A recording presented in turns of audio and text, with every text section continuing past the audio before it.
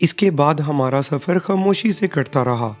دور کہیں فجر کی اذان ہو رہی تھی جب ہم ایک چھوٹے سے ہوٹل کے پاس پہنچے۔ میں نے امید سے کہا کہ میں یہاں تھوڑی دیر گاڑی روکنا چاہتا ہوں تاکہ ٹائر چیک کروا سکوں۔ اوکے ٹھیک ہے، میں بھی نماز پڑھنا چاہتی ہوں۔ اوکے، تم باہر آؤ، میں نماز کے لیے جگہ اور وضو کے لیے پانی دیکھ کر بتاتا ہوں۔ ادھر آ جاؤ امید، ادھر اس سائڈ پر وضو کے لیے پانی ہے۔ جلال، اس ڈرم میں سے وضو کے لیے پانی میں کیسے نکالوں گی؟ ڈونٹ وری، میں تمہاری ہیلپ کر دیتا ہوں۔ یہ کہہ کر میں نے پاس پڑی بالٹی کی مدد سے وضو کے لیے پانی نکالا اور امید کے ہاتھوں پر ڈالنا شروع کیا۔ میری نظر اس کے ہاتھوں سے ہوتی ہوئی اس کی کوہنیوں تک گئی۔ بلا شبہ اس کے ہاتھ بہت زیادہ خوبصورت تھے۔ وہ بڑی احتیاط سے چادر ہٹائے بغیر وضو کر رہی تھی۔ وہ اپنی گردن کا مسا کر رہی تھی جب میری نظر اس کے چہرے سے ہوتی ہوئی اس کے گلے میں ڈالی چین اور اس میں لٹکتے ہوئے موتی پر پڑی اور میں کھو سا گیا۔ تھینک یو جلال، پاؤں پہ پانی میں خود ڈال لوں گی۔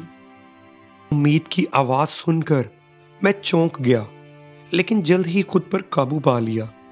امید نے نماز ادا کی اور ہمارا سفر دوبارہ شروع ہوا۔ جلال، ہم لاہور پہنچ گئے ہیں، اب تم مجھے کسی بھی اسٹاپ پر اتار دو۔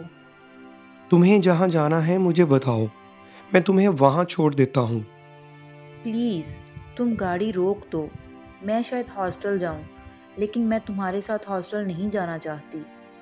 پچھلے کچھ ہفتوں سے تم نے میری بہت مدد کی ہے، میں اس کے لیے تمہاری شکر گزار ہوں۔ تمہارا فون میرے پاس ہے، میں کچھ عرصہ تک اسے واپس بھجوا دوں گی۔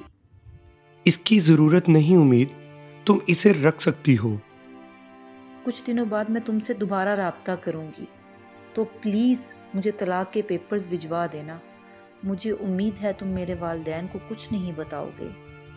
اگر میں نے کچھ بتانا ہوتا تو اب تک بتا چکا ہوتا۔ امید، تم مجھے بہت برا لڑکا سمجھتی تھی، کیا اب بھی تمہاری میرے بارے میں وہی رائے ہے؟ ہو سکتا ہے جلال۔ امید، تم بہت ناشکری ہو۔ میں نے تمہارے لیے وہ کیا جو کوئی اور نہ کرتا، لیکن پھر بھی تم مجھے اچھا سمجھنے کے لیے تیار نہیں۔ جلال، تم نے یقیناً میرے لیے بہت کچھ کیا۔ اگر میں تمہیں اچھی طرح سے نہ جانتی ہوتی تو میں تمہیں ضرور اچھا انسان کہتی، لیکن میں تمہیں بہت اچھی طرح سے جانتی ہوں، اس لیے میرے لیے یہ کہنا بہت مشکل ہے۔ اچھا، تو اپنے بارے میں کیا خیال ہے امید؟ کیا تم ایک اچھی لڑکی ہو؟ تم نے اپنے منگیتر کو دھوکہ دیا، اپنے گھر والوں کی عزت خراب کی اور اپنے گھر سے ایک لڑکے کے لیے بھاگی۔ جلال، میں تمہیں بہت لمبی چوڑی وضاحت دے سکتی ہوں، لیکن اس کا کوئی فائدہ نہیں کیونکہ تم نہیں سمجھو گے۔ فرض کرو میں تمہیں بحفاظت لاہور نہ لے کر آتا، کہیں اور لے جاتا، تو پھر تم کیا کر لیتی؟ کیونکہ تمہاری نظر میں ایک برا انسان ہوں۔ جلال، میں نے اللہ اور اس کے رسول صلی اللہ علیہ وآلہ وسلم کے لیے اپنا گھر بار چھوڑا تھا۔ ایسا نہیں ہو سکتا تھا کہ وہ مجھے تم جیسے انسان کے ہاتھوں رسوا کرتا۔ یعنی تم مجھے کوئی کریڈٹ دینا ہی نہیں چاہتی؟ اچھا فرض کرو میں ابھی تمہیں جانے نہیں دیتا، تمہارے گھر کال کر کے بتا دیتا ہوں یا تمہیں کسی بھی قریبی تھانے میں جا کر تحویل میں دے دیتا ہوں، پھر تمہارا اعتقاد اور اعتبار کہاں جائے گا؟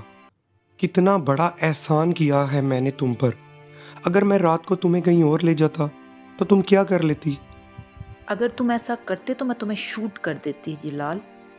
اچھا، تو تم مجھے شوٹ کر دیتی؟ کبھی پسٹل دیکھا بھی ہے کیا؟ میں امید کا مذاق اڑا رہا تھا اور ہنستے ہنستے جب میں نے امید کی طرف دیکھا تو میں ہنسنا بھول گیا، کیونکہ امید کے ہاتھ میں ایک بہت خوبصورت چھوٹا سا لیڈیز پستول تھا اور پستول پر اس کی گرفت دیکھ کر اندازہ ہو رہا تھا کہ یہ کسی اناڑی کے ہاتھ میں نہیں ہے۔ جلال، میں تمہیں شوٹ کر سکتی تھی لیکن میں نے ایسا نہیں کیا کیونکہ تم نے مجھے دھوکہ نہیں دیا۔ تمہارا یہاں تک لانے کا بہت شکریہ، پلیز گاڑی کا لاک کھول دو۔ امید گاڑی کا دروازہ کھول کر جا چکی تھی اور میں ابھی تک بے یقینی کی حالت میں بیٹھا تھا۔ امید کو پسند تو میں پہلے بھی کچھ خاص نہیں کرتا تھا، لیکن اب میری ناپسندیدگی میں کچھ اور اضافہ ہو گیا تھا۔ گھر واپس پہنچنے تک میرا موڈ سخت خراب تھا۔